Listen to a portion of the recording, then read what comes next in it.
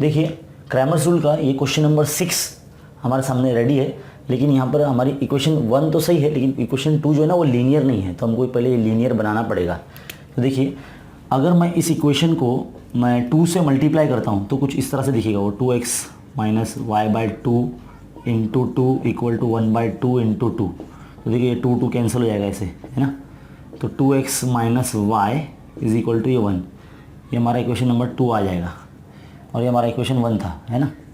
तो इक्वेशन 1 और 2 के हिसाब से हम जो कंपेयर करेंगे तो ए जो हो जाएगा हमारा वो फर्स्ट इक्वेशन का x का कोएफिशिएंट यानी 2, यानी पहली मसावत के x का ज़रीब यानी 2 है, और a2 जो है दूसरी मसावत के x का ज़रीब यानी ये भी 2 है। सेम इसी तरह से b1 जो होगा वो 3 और b2 जो होगा वो -1, c1 जो होगा वो 2 हो जाएगा और c2 जो हो जाएगा वो 1 हो जाएगा। अब हम पहली फुर्सत में d फाइंड करेंगे, डिटरमिनेंट निकालेंगे। तो a1 a2 b1 b2। तो देखिए a1 a2 का जो वैल्यू जाएगा वो 2 2 b1 b2 3 और -1। देखिए इसको सॉल्व करते हैं।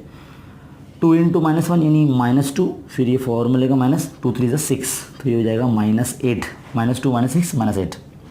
अब dx में x वाले टर्म्स नहीं रहेंगे, यानी a1 a2 नहीं रहेंगे, वहाँ रहेंगे c1 c2 और ये b1 b2 as it is. देखो क्या हो जाएगा, c1 c2 मतलब 2 और 1 और b1 b2 यानी 3 और -1।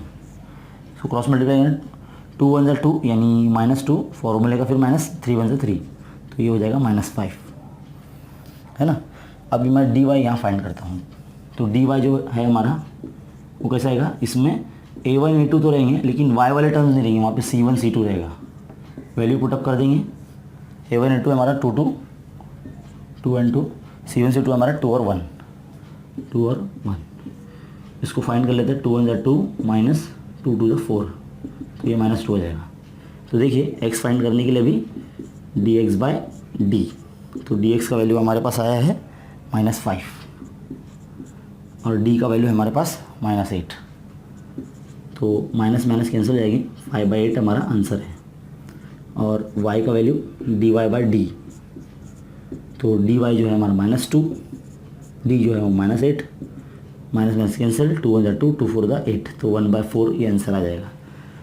तो देयरफॉर x, y जो सोल्यूशन है हमारा वो है 5/8, 1/4। नहीं, तो ये था solution question number 6 last Cramer's rule का। उम्मीद करता हूँ कि आपको ये समझ में आया होगा, और शेयर कीजिए, लाइक कीजिए, सब्सक्राइब कीजिए। Thank you.